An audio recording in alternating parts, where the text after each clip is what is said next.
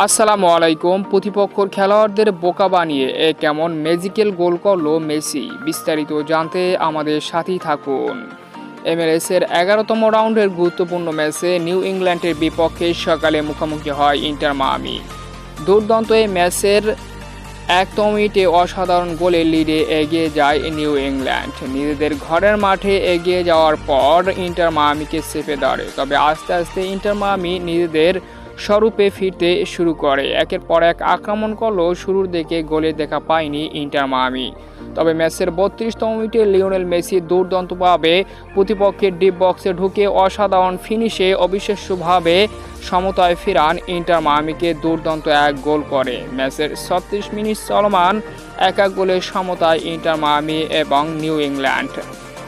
তো দেখা যাক শেষ পর্যন্ত এই ম্যাচে কোন দল জয়লাভ করে। শুভকামনা রইল উভয় দলের জন্য।